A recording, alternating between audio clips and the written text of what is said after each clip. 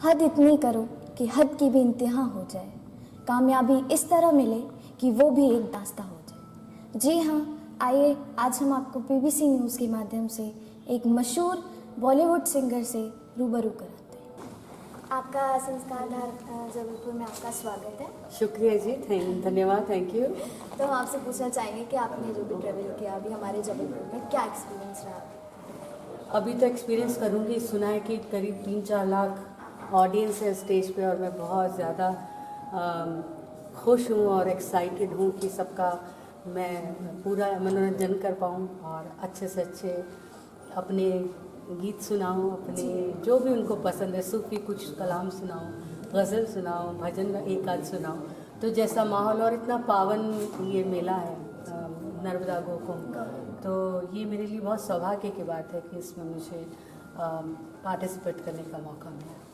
जी, तो मैम अगर आप इस फील्ड में नहीं होते और आप किसी और फील्ड में होते, वैसे तो आप जानी मानी हस्ती हैं, हर किसी को जानते हैं आप, लाइक आपको हर कोई जानता है, इसमें नो डाउट, बट अगर आप इस फील्ड में नहीं होते तो आप किस फील्ड में जाना चाहते? मैं जो काम करना नहीं चाहती मैं उस बारे में सोचती नहीं हूँ। मैं जिस दिन से मुझे समझ आई कि मुझे संगीत में बहुत रुचि है और संगीत से प्रेम है, इसके अलावा मैं इसी जन्म में नहीं, जब भी मैं अगर मनुष्य योनि में पैदा हूँ, जन्म लूँ, तो मैं चाहूँगी सिर्फ संगीत की सेवा करूँ। बहुत ही।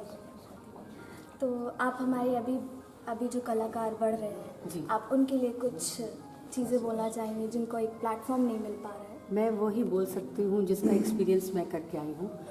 अब 24 साल हो गए हैं बॉलीवुड इंडस्ट्री में और गाते हुए तो मैं बचपन से गा रही हूँ।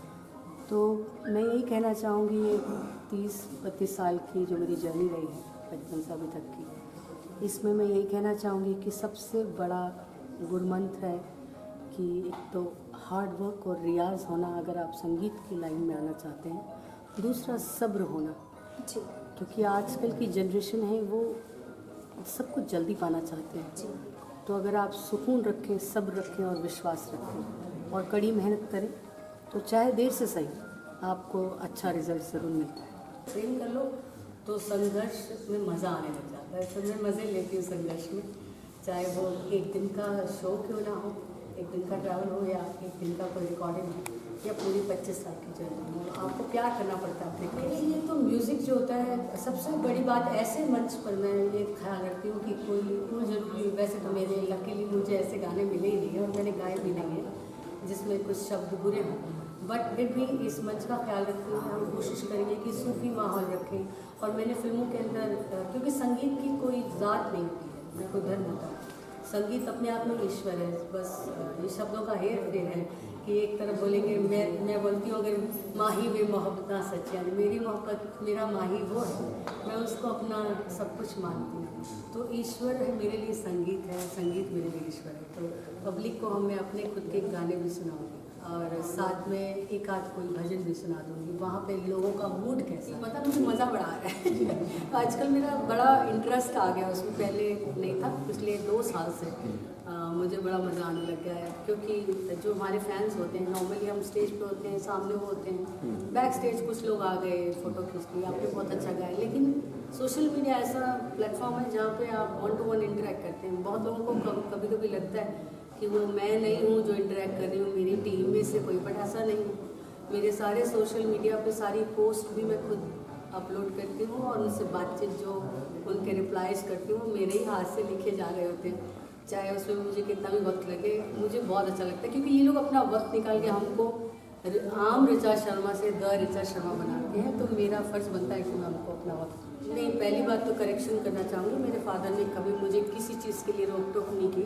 उन्होंने मुझे हमेशा से एक टैगलाइन दी थी, झांसी की रानी, हाँ, क्योंकि मैं आज भी वैसी हूँ और मैं स्टेज पे बहुत लोगों को तोड़ फोड़ देती हूँ, कुछ गड़बड़ कोई कर देता था, मेरे संगीत के साथ कोई पंगा नहीं लेना मांगता है, बिल्कुल भी। लेकिन जहाँ तक बात है आज के दौर की, अब बहुत बदल चुका है दौर, पहले होता था लेकिन अब सोशल मीडिया की बात नहीं है, जो डिजिटल प्लेटफॉर्म्स हैं, टेलीविज़न में इतने सारे शो सारे आप देख रहे हैं, कहाँ कहाँ से दूर दराज कोनों कोनों से नए टैलेंट आ रहे हैं, उनको एक मौका, प्लेटफॉर्म मिल रहा है। सो अभी बहुत बदलाव आ चुका है, बस उनको उनके माता पिता को समझना है कि मेहनत करनी चाहिए। ऐसे बस एक रात में स्टार बन गए, फिर 1-2 महीना दिखेंगे, 1 साल दिखेंगे, फिर पता नहीं कहाँ चले जाते। अगर एक ही रेस्टोरेंट रोज जाते रहेंगे तो फिर वो सेम टेस्ट बना रहेगा। तो इसलिए अच्छा है, जितने रियलिटी शो होंगे उतने अलग अलग टैलेंट बाहर निकल के आएंगे, मौका ज़्यादा को मिलेगा। जितनी अप्रोच वैकेंसी ज़्यादा होगी उतना सबको हुनर दिखाने का मौका मिलेगा। आप जिस जगह पे स्टे किया है होटल प्रिंस विराज, तो आप उनके स्टाफ के बारे में या इनके यहाँ पे जो भी आपको एक्सपीरियंस मिला उनके बारे में कुछ कहना मैं सभी स्टाफ मेंबर से नहीं मिली, लेकिन काजोल जो यहाँ पे फ्रंट डेस्क पे जी, थी उनसे मेरी मुलाकात हुई। उन्होंने मुझे बहुत प्यार से अटेंड किया और मुझे लगा नहीं कि मैं होटल में आई हूँ। इवन जब कमरे में गई तो बिल्कुल ही नहीं लगा। जी। घर का जैसा बेडरूम होता है वैसा उन्होंने सब तैयारी करके रखी हुई थी और ऐसा मैंने उम्मीद नहीं की थी। नॉर्मली हम लोग होटल्स में जाते हैं, जैसा होटल होता है वैसे ही सोचा था, बट बहुत ही घर जैसा माहौल। इवन खाना भी, चाय भी मुझे अदरक वाली एकदम कड़क चाय मिली। मैंने बोला था घर जैसी चाय चाहिए, क्योंकि जो हिंदुस्तानी होते हैं उनको चाय से बड़ा लगाव। बिल्कुल बिल्कुल।